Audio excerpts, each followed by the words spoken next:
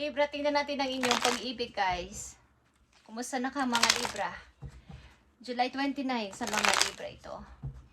Silipin natin ang inyong pag-ibig. Pag-ibig na mga Libra, umiibig o nasa pag-ibig na is, I can stop thinking about you, okay? Hindi mapalagay ang tao na to sa kakaisip sa'yo. Hindi siya tumitigil sa kakaisip sa'yo, Libra. Okay? Kayo ba'y nasa relasyon na? At ang tao na to ay hindi tumitigil sa kakaisip sa inyo. Kayo ay iniisip-isip niya. Tingnan natin to, Libra. The timing just wasn't right for us. Okay? Hindi siya mapakali, like kanyang iniisip, kaya lang walang timing na kayo ay magkita siguro o mag-usap. Okay, Libra? At isa na lang message dito. I couldn't let you get close to me. Okay. Parang takot siya. I know mess up everything. Okay, takot siyang lumapit sa'yo o may takot siya sa'yo, Libra. Pero hindi kanya maiwasang hindi isipin. At wala ding timing. Kumbaga, wala sa timing na kayo ay magkita. Kumbaga sa right. Wasn't right for us. Hindi pa ito yung tamang time. Tingnan natin to. Marami siyang mess up everything. Inaamin niya sa sarili niya na marami siyang pagkukulang sa inyo, Libra. I can stop thinking about you. Okay. Mukhang magpaparamdam ito sa'yo ang tao na to. Dadaanin niya sa aksyon na sa mga salita. Okay? Hindi naman siya mapalasalitang tao pero dadaanin niya sa'yo sa mga kilos niya. Kung gusto mo malaman ng kanyang feelings, maaaring sa kilos o sa kanya mga gagawin sa inyo is mararamdaman nyo na may pag-ibig sa iyo ang tao na to. Tingnan natin ang message for you sa inyong pag-ibig, Libra. Twin flame. Okay, timing just wasn't right for us. Kayo ay mirroring each other. Para kayong kambal. Okay, ng person na to. Kaya hindi ka rin niya siguro maiwasang hindi isipin. Kumbaga, ang kambal kasi is nararamdaman ang kakambal niya, diba? Yung kanilang feelings ay parang magkatugma. O kapag may sakit yung isa, nararamdaman niya para rin siyang may sakit. Okay? Kaya ang tao na to ay I can stop thinking about you. Maring, naiisip mo rin siya. At ganun din siya sa'yo. Libra, abot sa pag-ibig ninyo. Free yourself, okay? Maaaring, pinakawalan mo muna to. At hindi naman mahalaga sa'yo kung magkalayo man kami is parang doon namin mararamdaman o masusubukan ko talagang para pa rin kami sa isa't isa after na kami magkahiwalay o nasa malayo siya. Dahil ang pag-ibig nyo ay unbreakable. Okay? Mukhang hindi naman to masisira basta-basta para lang kayong nag-call off ng person na to. Pero, hindi pwedeng hindi mo siya naiisip o hindi ka rin niya naiisip. Mukhang kayo ay may dalawang tao dito nag-iisipan sa isa't isa bagamat magkalayo. Okay, tingnan natin to, guys. Sa mga Libra, nandito sa reading, kayo ay nag-iisipan sa isa't isa. Kaya lang walang tamang time para kayo magkita o mag-usap. Para sa iyo, ang tao na to ay, mahal mo naman, kaya lang is, nasa timing o nasa tamang panahon kung kami palaga. Tignan natin to. Para sa pag-ibig ng mga Libra, tignan natin ang actions speak louder words. Twin flame at free yourself.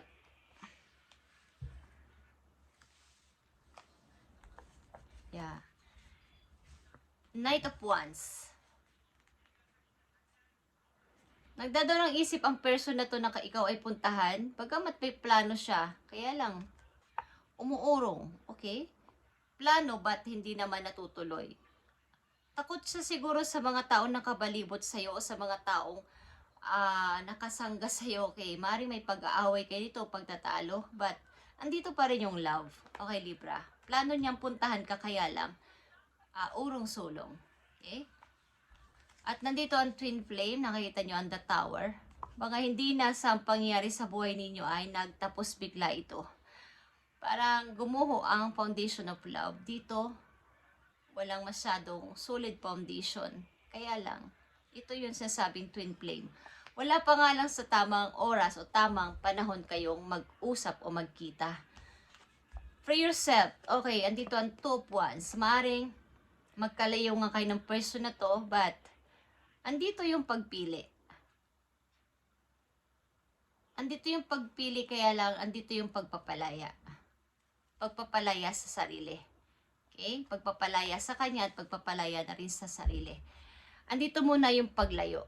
Andito muna yung pagpili sa ibang path ng buhay. Maaring kayo ay may separate ng ginagalawan sa isa't isa pareho. Magkaiba na ng ginagalawang mundo o ng hindi na magkasama sa bahay. Okay?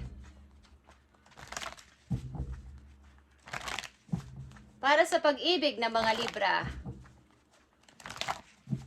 andito ang Knight of Wands, the Tower, and the Two of Wands. Maaaring pag-iisip-isip na ng kailangan ko munang umiba ng landas sa kanya. Andito pa rin naman yung love, kaya lang kailangan nating mag-umpisa ulit. Okay, Libra. Tingnan natin. Nandito ang Sagittarius, Scorpio, and Aries. Okay. The Knight of Wands is here, the Tower, and the Two of Wands para sa pag-ibig ng mga Libra. Okay, guys. Nandito ang Ace of Cups, guys. Magic. Okay. Mukhang nagtatanong-tanong ang isa sa inyo dito para ano bang gagawin ko? Ano ba ang tamang formula para ito ay maisagawa ko ang plano ko na to?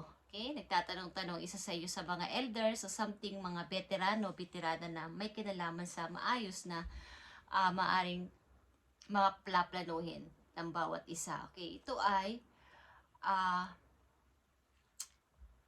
magic, guys. At maaari rin may nag-i-spell dito. Okay? Nagtatanong-tanong ng yung about sa love spell. Okay. So, I can stop thinking of you, about you. Meron ditong maaaring pinapulit-ulit na binabanggit ang inyong pangalan para hindi nyo siya makalimutan. Okay? Or vice versa. Okay, guys? At maaaring nagtatanong-tanong siya sa mga matatanda sa kanya kung paano nyo ito gagawin, kung paano ang tamang formula dito. Okay, guys? Just saying. But, pakiramdaman nyo yung sarili. Kung bakit ang tao na to ay hindi nyo makalimutan. Hindi nyo maalis-alis sa inyong isip. Something na may, something spell. Okay? I can stop thinking about you. At vice versa, pwede din to pangyari, guys. Maaaring ang tao na to ay nagpaplano na puntahan ka at humihingi ng advice at may mga gusto siyang may mga ginagawa siya para dito. Okay? Tingnan natin tong 9 of Wands. Okay, dito sa Tower. Suffering in silence ito, guys. Ito ay maaaring yung paghihintay. Okay? Naghihintay pa din sa tamang time. Okay? Maaring may takot din, may limit sa sarili, sapagkat may gumuho. Parang may takot na baka isa na naman tong responsibilidad, baka isa na naman tong mahirap na mangyayari sa akin if ever na kung babalikan ko ang person na to, andito din yung takot ninyo, okay? Maaring may paghihintay din, kaya lang nagsasuffer, okay? Sa pagiging silence lang din. At nandito ang 2 of Wands, guys. 8 of Wands. Yeah, guys. 2 of Wands, ang bilis lang. Okay.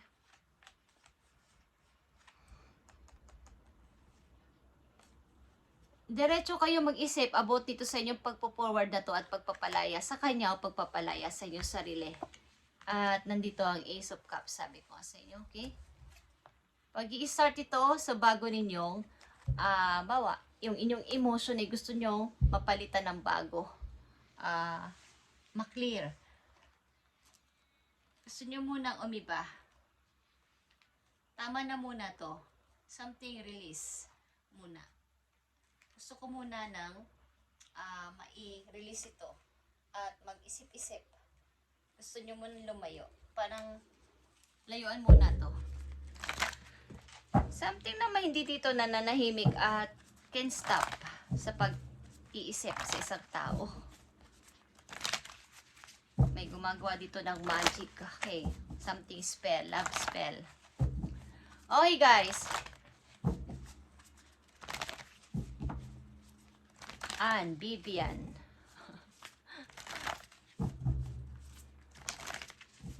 Lynn.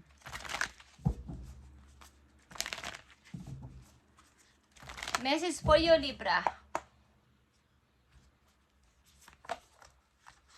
Andito ang breaking thrill, Libra.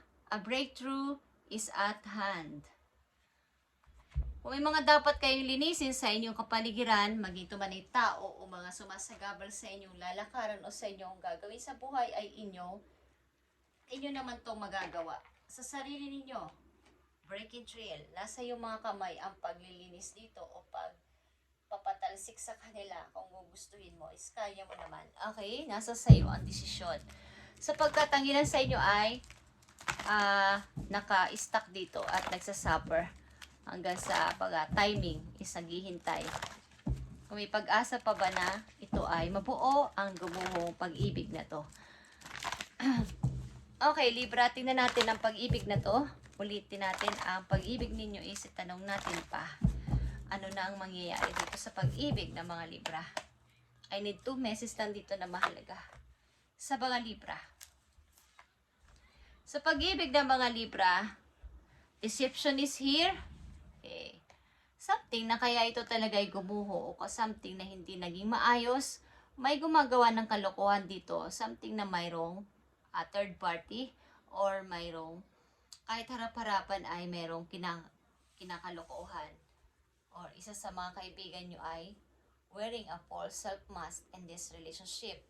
Isa sa inyo ay mayroong kahit na kayong dalawa na, may nagugustuhan ng isa na ibang person. Tumitingin sa iba, ibig sabihin, okay? So, ito ay maganitong klase kayong naranasan sa pag-ibig, Libra. Kaya ito ang nangyari sa inyo ng person na to. Kaya takot siyang lumapit sa inyo. Kaya lang, ilan sa inyo dito ay hindi maitigil ang pag-iisip sa tao na to. Alam niyo kung bakit? Pakaramdaman ninyo yung sarili, baka kayo ay ini-spell na ng person na to, kaya hindi nyo pa rin siya makalimutan. Yung mga naibigay sa inyo ng tao na to na maaaring kwintas o something na parang mga memories na tinatabi-tabi nyo pa, tinatago-tago nyo pa ay i-release nyo na, okay? Para mawala na to. Kung gusto nyo nang kalimutan ang tao na to at makamove on na kayo. Okay, andito ang romantic feelings. Your feelings are real and worth exploring. Okay. Maring ito'y bago, napaparting sa buhay na mga Libra, romantic feelings ay mararamdaman ninyo. Kaya lang dito talaga, kahit nakakilala na kayo ng bagong person, o makakakilala kayo ay, andito yung pagdududa na, mahal ko ba ang tao na to? O siya na ba talaga? Mukhang nasa isip nyo palagi ang una nyong person.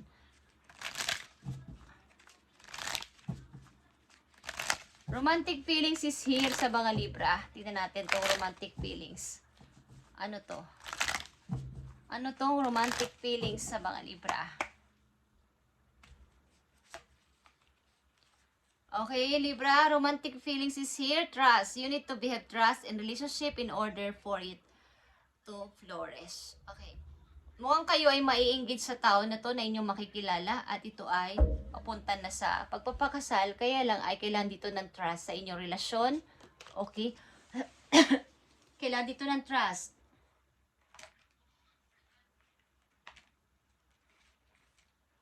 At meron tayong titinan, guys, dito sa deception. Okay? Deception is here sa mga Libra. Ano to? Ano tong deception? Anong nangyari ba dito sa deception na to? Merong nagtaksil, okay? Merong tumitingin pa rin sa iba kahit kayo na tumitingin pa din sa iba, okay? Sino ba sa inyo ang tumitingin pa sa iba kahit may karelasyon na?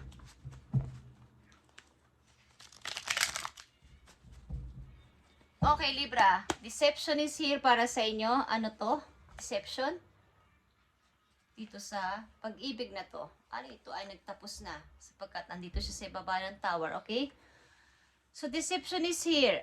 Andito yung 10 of Cups. Maring ito ay pinangarap nyo na baga kayo ay mag-asawa na, kung kayo ay magkasama na. Kung di man pa kayo kasal, meron kayong anak ng tao na to, but merong pag tingin sa ibang person. Okay.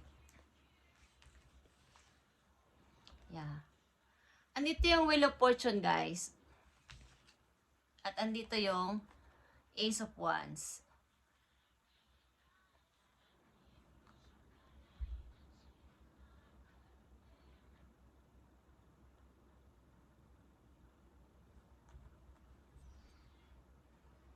Andito yung paglayo dito sa tao na to.